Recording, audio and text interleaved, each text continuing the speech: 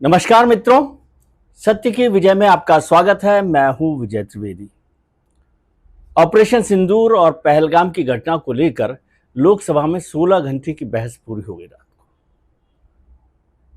बहुत सारे लोग बोले, विपक्ष के लोग बोले, सत्ता पक्ष के लोग बोले, मंत्री बोले, रक्षा मंत्री जी बोले, विदेश मंत्री जी बोले, गृह मंत्री जी बोले, प्रधानमंत्री जी बोले।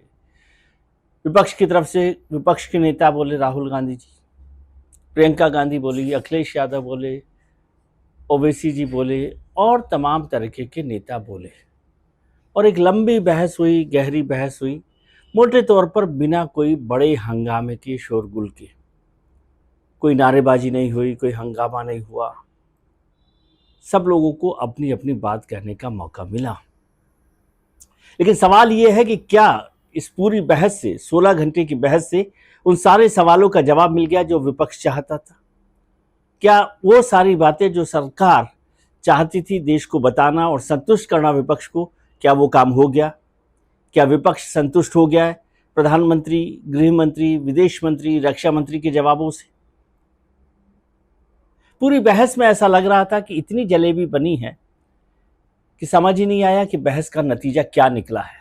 कम से कम मुझे तो नहीं समझ में आया। लगा सवालों के जवाब में सवाल मिले, सवालों के जवाब में सवाल मिले, और जो लोग जवाब सुनना नहीं चाहते थे वो अपनी बात कहते रहे। एक तरफ प्रधानमंत्री कहते रहे कुछ बात, दूसरी तरफ विपक्ष के नेता राहुल गांधी बड़े जोरदार तरीके से अपनी बात करते रहे। प्रधानमंत्री ने साफ तौर पे कह दिया, जो ट्रंप को लेकर बात हो रही थी, अमेरिकी राष्ट्रपति को लेकर बात हो रही थी, कि वो 28 बार बोले, 29 बार बोले। राहुल गांधी जी ने कहा कि 29 बार उन्होंने कहा कि भारत और पाकिस्तान के बीच उन्होंने मीडिएशन किया, मध्यस्थता की। प्रधानमंत्री नरेंद्र मोदी ने बड़े जोरदार तरीके से ये जवाब दिया कि किसी देश ने, किसी नेता ने कभी इसको, युद्ध को रोकने के लिए नहीं कहा। किसी देश के नेता ने या किसी देश ने युद्ध रोकने के लिए भारत से नहीं कहा। इसका मतलब साफ है कि वो राजनयिक दृष्टि से, डिप्लोमेटिक दृष्टि से ट्रंप का नाम भले ही नहीं ले रहे हों, लेकिन उन्होंने ये कह दिया कि ट्रंप ने इस तरह से मीडिएशन के लिए नहीं कहा। इसके साथ उन्होंने जोड़ा कि अमेरिका के उपराष्ट्रपति का फ़ोन आया कई बार, 1 घंटे में 3-4 बार फ़ोन आया, मैं उठा नहीं पाया, मैं सेना के साथ मीटिंग कर रहा था। और फिर जब मैंने उनको कॉल बैक किया तो उन्होंने कहा कि पाकिस्तान कोई बड़ा हमला करना की तैयारी कर रहा है, तो हमने कहा कि हम उसका जवाब और ज़्यादा ताकत के साथ देंगे। प्रधानमंत्री ने बात की शुरुआत ये की कि मैं भारत का पक्ष रखना चाहता हूं। बिल्कुल ठीक बात है, भारत के प्रधानमंत्री भारत का पक्ष रखेंगे। लेकिन मुझे नहीं लगता कि संसद में कोई भी व्यक्ति, जो सांसद हमारे हैं, प्रतिनिधि हैं, उनमें से कोई भी ऐसा था जो भारत का पक्ष नहीं रख रहा था। हर कोई भारत का पक्ष रख रहा था, लेकिन वो पंचतंत्र की कहानी के हाथी की तरह से हैं। हर कोई अपना अपना पक्ष रख रहा था, अपना अपना सच रख रहा था, अपना अपना सवाल कर रहा था और अपना अपना जवाब दिया जा रहा था। लेकिन पूरा जो हाथी है, एक पूरा जो शरीर है, पूरी जो संरचना है, पूरा जो घटनाक्रम है, पूरा जो विवाद है, उस पर कोई पूरा जवाब नहीं मिला, कोई पूरे सवाल नहीं हुए। ये बात ठीक है कि प्रधानमंत्री जी ने इस बात पर जोरदार तरीके से कहा कि भाई किसी देश ने भारत को रोका नहीं। होम मिनिस्टर साहब ने बहुत ज़ोरदार तरीके से जवाब दिया कि किस तरह से पाकिस्तान के आतंकवादी वहाँ पर आए, किस तरह से उन्होंने हमला किया और उसका क्या जवाब दिया गया। रक्षा मंत्री ने भी साफ तौर पे ये बताया कि भारत की सेना ने अपने शौर्य पराक्रम के साथ किस तरह से पाकिस्तान के आतंकी अड्डों को ख़त्म किया। सरकार की तरफ से बड़ी जोरदार तरीके से बात हुई। कुछ सांसदों ने अपने अपने तरीके से बात की, बीजेपी के सांसदों ने अपने अपने तरीके से बात रखी, दूसरी पार्टी के सांसदों ने अपने अपने तरीके से बात रखी। राजनाथ सिंह जी ने वाजपेयी जी के तरीके से बिल्कुल आराम से, प्यार से, बहुत अच्छे से बात की और उन्होंने एक बात अच्छी लाइन कही कि मैं जानबूझकर कभी असत्य नहीं बोलता। तो उन्होंने उन बातों को ठीक तरीके से रखा। जो अमित शाह साहब थे, उन्होंने बहुत साफ साफ तथ्यों के साथ उस बात को रखा। लेकिन क्या विपक्ष के उन सारे सवालों का जवाब मिल गया? राहुल गांधी ने बैठक के बाद भी, इस पूरी बहस के बाद भी कहा कि प्रधानमंत्री जी ने इस बात का जवाब ठीक से नहीं दिया कि ट्रंप ने जो 29 बार बोला है, तो प्रधानमंत्री ये नहीं कह पाए कि ट्रंप झूठ बोल रहे थे। राहुल गांधी का भाषण आज बहुत स्पेसिफिक था। शायद स्ट्रेटेजी के हिसाब से कांग्रेस ने दीपेंद्र हुड्डा के लिए, गौरव गोगोई के लिए और प्रियंका जी के लिए और खुद के लिए अलग अलग तरीके से किया, और राहुल गांधी ने पाकिस्तान और चीन को लेकर दमदार तरीके से बात रखी। और उन्होंने कहा बहस के बाद कि सरकार की तरफ से किसी ने चीन पर एक शब्द नहीं कहा, न रक्षा मंत्री जी ने कहा, न प्रधानमंत्री जी ने कहा, न किसी और ने कहा। जबकि युद्ध के दौरान या जो घटनाक्रम हुआ था उसमें ये चर्चा हुई थी कि चीन के जेट, चीन के हथियार वहाँ पर मिले हैं, पाकिस्तान को वो सपोर्ट कर रहे हैं। इसका जवाब नहीं दिया गया। ये बात ठीक है, इसका जवाब तो मेरे ख्याल से नहीं मिला उसमें। ट्रंप साहब का जो जवाब था, ट्रंप साहब की बात को लेकर प्रधानमंत्री ने साफ साफ जवाब दे दिया कि क्या किया गया।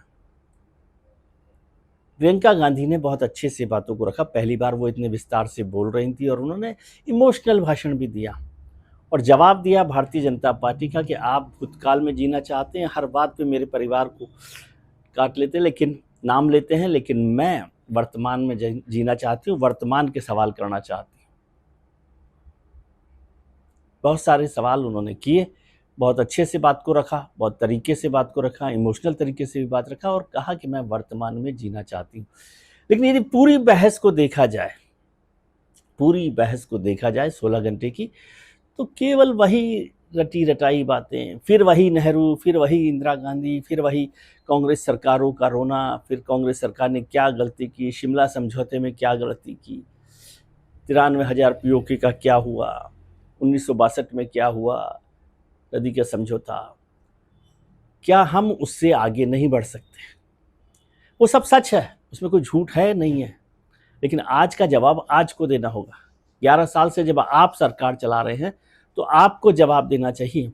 यदि आप ये कहते हैं, भारतीय जनता पार्टी ये कहती है कि कांग्रेस ने उस समय पीओके क्यों दिया, 1971 में पीओके क्यों बना, तो आज के बाद भी बहुत सारे लोग सवाल पूछेंगे कि 2025 में आपने पीओके वापस क्यों नहीं लिया। क्या कोई इस बात से संतुष्ट हो सकता है कि हमने ये लक्ष्य रखा था कि हम एस्केलेट नहीं करेंगे और हम पीओके नहीं लेंगे? क्या आपने तैयारी नहीं की थी? आपने कहा था कि हम करारा जवाब देंगे। हर बार आप कहते हैं कि करारा जवाब देंगे। पुलवामा के वक्त कहा, उरी के वक्त कहा, पहलगाम के वक्त कहा, और अब फिर कहा है कि यदि अब कभी हुआ तो एक्ट ऑफ टेरर होगा और हम बड़ा जवाब देंगे। आज जवाब देना चाहिए। जो विपक्ष पूछ रहा है कि आज क्यों नहीं जवाब दिया गया, इसका जवाब सरकार के पास नहीं है। लेकिन क्या विपक्ष नहीं समझता कि जो भारत का रुख है, सरकार का रुख है, वो भारत का रुख है, भारत का पक्ष है। सरकारें समझती हैं कि डी एस्केलेट करना चाहिए युद्ध को, या एस्केलेशन करने का क्या नुकसान है। और जब बार बार ये बात होती है डीजीएमओ के कहने पर ऑपरेशन जो सीज फायर किया गया, तो ये तो हिंदुस्तान के डेमोक्रेटिक सिस्टम को समझना चाहिए कि यहाँ पर पॉलिटिकल लीडरशिप का फाइनल से होती है। यानी प्रधानमंत्री या जो भी लोग होंगे पॉलिटिकल लीडरशिप में, वो तय करेंगे कि सेना को क्या करना है। यानी वो केवल इतना बताते हैं, इतनी दिशा देते हैं कि हमें भारत का लक्ष्य क्या है, उस लक्ष्य को कैसे पूरा करना है वो सेना तय करती है। इसलिए कहा जाता है कि उन्हें फ्री हैंड दिया गया, लेकिन फ्री हैंड का मतलब ये नहीं है कि वो कुछ भी कर लेंगे। उन्हें वो करना है जो पॉलिटिकल लीडरशिप चाहती है, उसे कैसे करना है ये सेना को तय करना होता है। दो बातों में बड़ा फर्क है। सेना को फ्री हैंड है, लेकिन फ्री हैंड का मतलब वो कहीं तक नहीं जा सकते। जो पॉलिटिकल लीडरशिप तय करती है कि हमें कहाँ तक जाना है, कैसा युद्ध करना है, किस चीज़ को अचीव करना है, उसको कैसे एग्जीक्यूशन लेवल पर आगे बढ़ाना है, ये सेना का काम होता है। तो बार बार ये कहना कि सेना के हाथ बांध दिए गए थे, सेना के हाथ क्या बांधना होता है? सेना को तय करना होता है कि कैसे करना है, कैसे अचीव करना है, क्या अचीव करना है। ये हमारे यहाँ भारत की लीडरशिप, पॉलिटिकल लीडरशिप को तय करना होता है, प्रधानमंत्री को तय करना होता है, मौजूदा सरकार को तय करना होता है। लेकिन इस दौरान जो अच्छी बात हुई थी ऑपरेशन सिंदूर, और उसके बाद हमारे विपक्षी दल अलग अलग प्रतिनिधिमंडल में गए थे, उन लोगों की बात के बाद आज हम वापस वहीं पहुंच गए, ढाक के 3 पात। क्या हम राष्ट्रीय मुद्दों पर एक साथ खड़े नहीं हो सकते? क्या हमारे इतने छोटे छोटे पॉलिटिकल इंटरेस्ट हैं? क्या विपक्ष को सरकार के साथ खड़ा नहीं होना चाहिए? क्या सरकार को विपक्ष के साथ उस बात का शुक्रिया अदा नहीं करना चाहिए कि वो आपके साथ खड़े थे युद्ध के दौरान, क्राइसिस के दौरान? वो लोग विदेशों में गए थे। अमित शाह जी करीमो जी को तंज में कह रहे थे कि आप मना कर रही हैं कि हम इस पर मसले पर नहीं है, लेकिन आप उन लोगों के साथ बैठे हैं जो इस पर अलग राय रखते हैं। गृह मंत्री जी को याद होगा कि करीमो जी अभी प्रतिनिधिमंडल में गई थी, लेकिन कांग्रेस ने शशि थरूर साहब को बोलने का मौका नहीं दिया, मनीष तिवारी को बोलने का मौका नहीं दिया। ऐसा क्या बोल लेते मनीष तिवारी और शशि थरूर जिससे कांग्रेस का नुकसान हो जाता?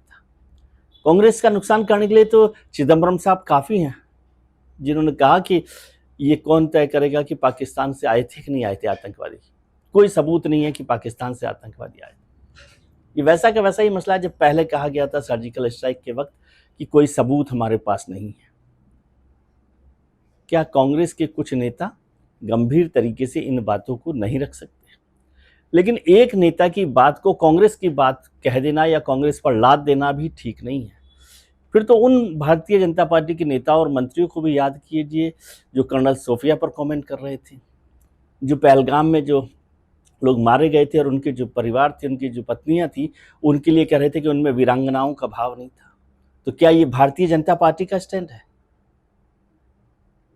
हर जगह अलग अलग राय रखने वाले लोग होते हैं, उसे एक सामूहिक राय बनाना या किसी पर चस्पा कर देना भी ठीक नहीं है। बेहतर होता कि इस पूरी राय के बाद, पूरी बहस के बाद प्रधानमंत्री जी या सरकार की तरफ से बताया जाता कि हमारी आगे की नीति क्या है, क्या किया जाएगा और हम कितने मजबूत हैं, कितना विश्वास हमारा है।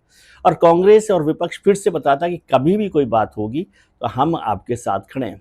प्रियंका जी ने इस बात को जोर दिया था, लेकिन इस बात पर पूरा विपक्ष को करना चाहिए था। और मैं तो समझता था कि सदन एक प्रस्ताव पारित करके फिर से रीइटरेट करता जो 1994 में हुआ था, कश्मीर को लेकर, पीओके को लेकर, भारत की पाकिस्तान और चाइना को लेकर नीति पर। चीन के साथ विदेश नीति में हमारे संबंध सुधर रहे हैं कि नहीं सुधर रहे? क्या एससीओ की समिट के लिए हम चीन पर कुछ नहीं बोलेंगे? ऐसे बहुत सारे सवाल हैं जो बचे रहेंगे, जो कौंधते रहेंगे। बेहतर होता कि कुछ सवालों के जवाब खुलासे के साथ दिए जाते, बेहतर होता कि कुछ सवाल नहीं पूछे जाते, जो सबके लिए होता, जिसे हम कहते हैं, जो प्रधानमंत्री ने कहा कि भारत का पक्ष रखूंगा। भारत का पक्ष सब लोग रख रहे हैं, लेकिन वो पंचतंत्र का जो हाथी है उसको एक सामूहिक, एक समग्र रूप से देखने की ज़रूरत थी इस बहस में। राज्यसभा में अभी ये बहस खत्म होनी है। राज्यसभा में जब बहस खत्म होगी, हो सकता है, ये उम्मीद की जा सकती है कि समग्र रूप से इस पूरी व्यवस्था, इस पूरी घटनाक्रम को और इस पूरे सवाल को देखा जाए। आज के लिए इतना ही। आप अपना ख्याल रखिए और उनका ख्याल रखिए जो आपका ख्याल रखते हैं। अपना, अपने परिजनों का, मित्रों का, रिश्तेदारों के साथ खुश रहिए, व्यस्त रहिए, मस्त रहिए, स्वस्थ रहिए। नमस्कार, आभार, प्रणाम।